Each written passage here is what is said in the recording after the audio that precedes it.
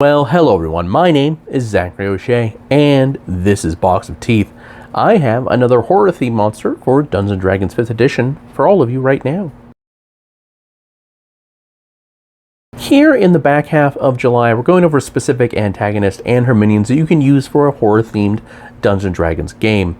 That antagonist is the Vespidae. She's basically a riff off of the classic movie monster, The Fly.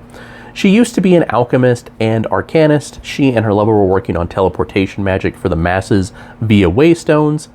At the time, and still, teleportation magic is controlled by the Planar Guild, who cater to the rich and powerful, making them rich and powerful themselves.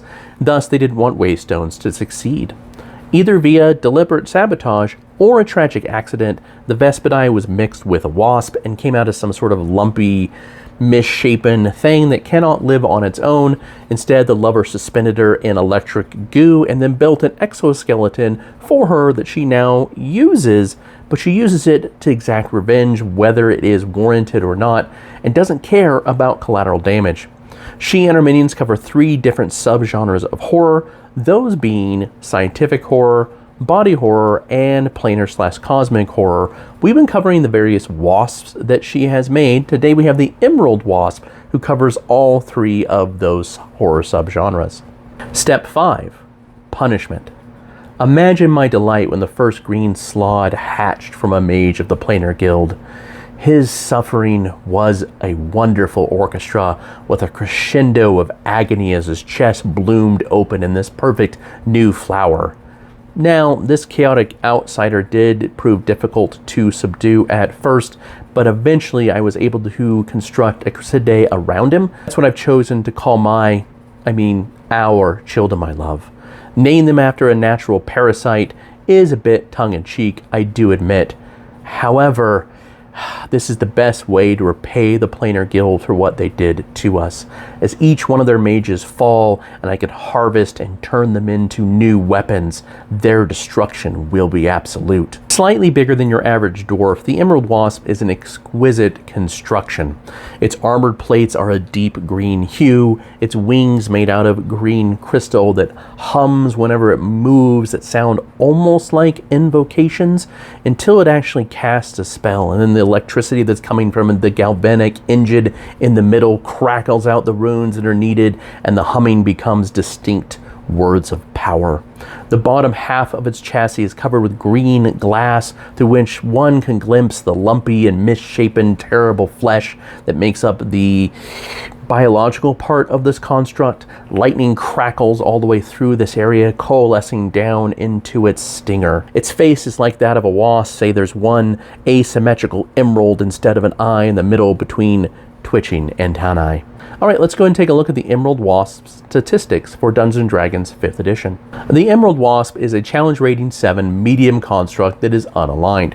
It's got an okay armor class, a decent number of hit points, it is resistant to cold and fire damage, immune to lightning and poison damage, and has a plethora of condition immunities. It does have dark vision and tremor sense. It does have telepathy, but can only communicate telepathically and only via common and draconic. Ability-wise, it does have magic resistance and self-repair. It does also have innate spellcasting with detect magic, detect thoughts, and lightning bolt. When we move down to actions, it does have a bite and stinger attack that you can use as a multi-attack, with the bite doing some piercing damage, the stinger doing some piercing and lightning damage. It does have a recharge action of Gravity Well. It ejects a voltaic bomb that ruptures space-time in a 15-foot radius that can shoot up to 120 feet. All creatures in the area of effect had to make a strength save or take lightning damage and be restrained for the next minute.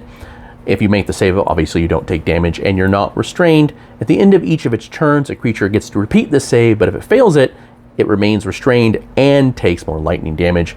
Creatures that are immune to lightning damage are also immune to the Gravity Well's restraining effect, which plays into all the wasps and the Vespidae herself. Obviously, the Emerald Wasp, along with the other wasp, one of each color, and we have one more to go, work best with the Vespidae in this campaign, but I'd love to hear how you would use them in your own campaign down in the comments below. You can always find the Vespidae her minions, and hundreds more horror-themed monsters, all for Dungeons & Dragons 5th edition. They're all perfectly free at boxofteeth.blogspot.com. If you're more interested in the non-Dungeons & Dragons role-playing projects that I have, or the horror fiction that I write, it includes Grease Paint right there, which is book 1. Book 2, Psychopomps, has a cover right here, and will be released in August. I'll be nailing down the exact release date this weekend, so stay tuned. You can always go to www.zacharyoshea.com. As always, I do appreciate your time and your attention, and I hope you have a great weekend.